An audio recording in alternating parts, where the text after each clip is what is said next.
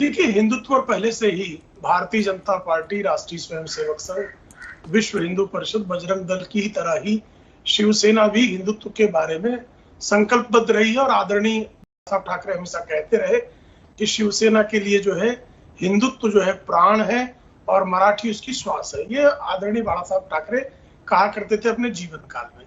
तो मुझे लगता है कि इसमें कोई आश्चर्यजनक बात नहीं। एक भारत क्या एक हिंदू राष्ट्र है प्रेम शुक्ला जी? देखिए, नहीं, बहुत अच्छा प्रश्न है आपका चित्रा जी। भारत यदि हिंदू राष्ट्र नहीं होता तो यहाँ दूसरों का स्वागत ही नहीं होता। जब मक्का मदीना मस्जिद नहीं कायम हुई थी, भारत में कायम हो गई थी। क्यों कायम हो गई थी? जब जो है वेटिकन में चर्च नहीं बनी थी, उसके पहले भारत में चर्च बन गई थी।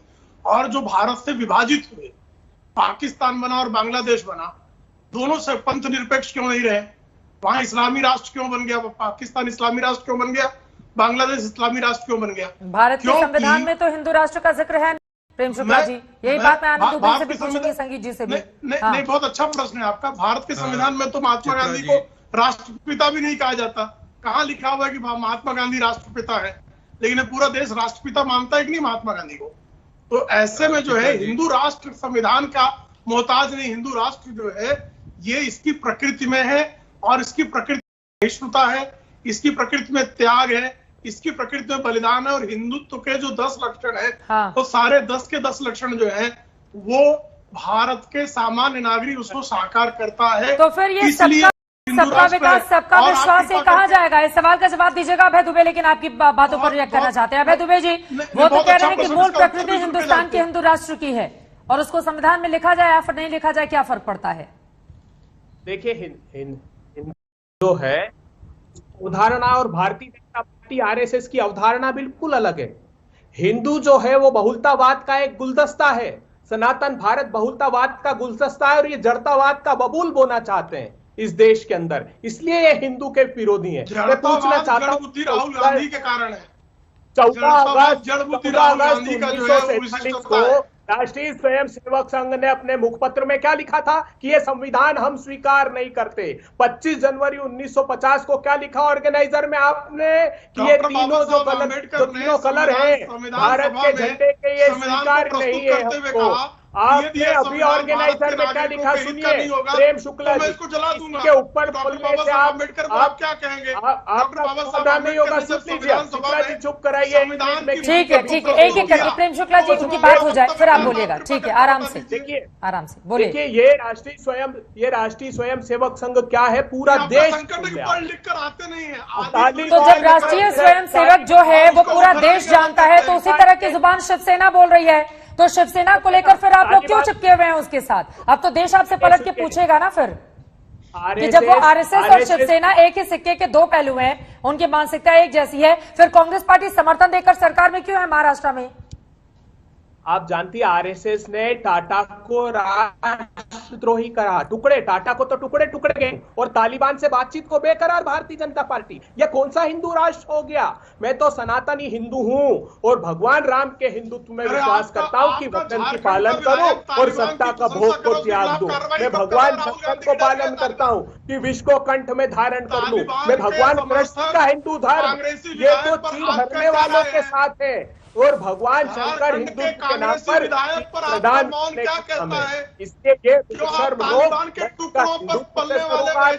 भारत से सरोकार है। इनका धर्म है सत्ता, ये सत्ता धर्म के अनुयायी लोग हैं, ये हिंदू धर्म के अनुयायी। चलिए ठीक है, प्लीज एक एक करके अपनी बात रखेंगे। संगीत जी मैं आपके पास आऊंगी, लेकिन आनंद दुबे जी, कांग्रेस पार्टी आपकी राय से बिल्कुल सहमत नहीं है, और आप लोगों की राय ये इधर वाली जो हो रही है उससे तो आपकी सरकार पर खतरे के बादल भी मंडरा सकते हैं।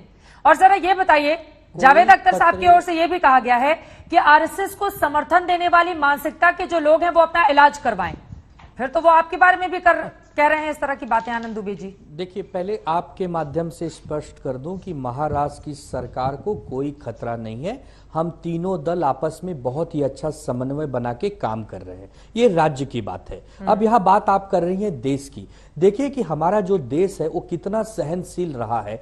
सैकड़ों वर्षों तक हम पर अत्याचार हुए, हम पर कुशासन हुआ, कभी मुगलों द्वारा, कभी अंग्रेजों द्वारा, लेकिन हम कभी तालिबानी विचारधारा के इसके प्रति हम वो नहीं रहे, उनकी विचारधारा मानने वाले नहीं रहे। हम छत्रपति शिवाजी महाराज, वीर राणा प्रताप जी, झांसी की रानी जी, ये बातें जावेद अख्तर साहब को समझ में क्यों नहीं आ रही हैं? या उन जैसे तमाम लोग हैं उनको समझा पाने में मैंने पहले ही आपसे कहा, वो कह रहे इलाज कराया ऐसी मानसिकता के लोग।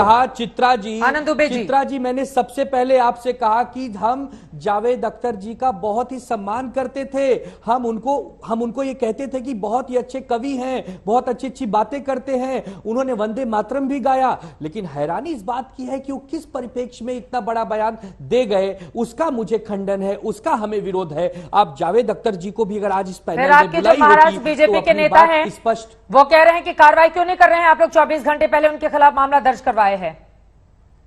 कानून अपने प्रक्रिया से कार्रवाई करता है। चित्रा जी, आप जानती हैं हमारा देश डॉक्टर बाबा साहब आंबेडकर जी के लिखे हुए संविधान से चलता है। तो जो कानूनी प्रक्रिया है, किसी ने कंप्लेंट की है, बयानों की जांच होगी, एक तरफ आप कह रहे हैं कि संविधान से चलता है, तो संविधान में कहीं भी हिंदू राष्ट्र का जिक्र नहीं है।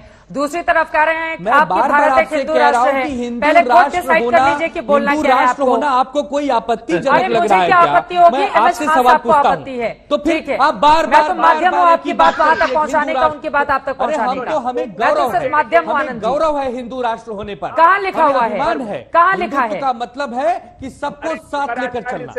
खत्म, bye bye, tata, goodbye, गया।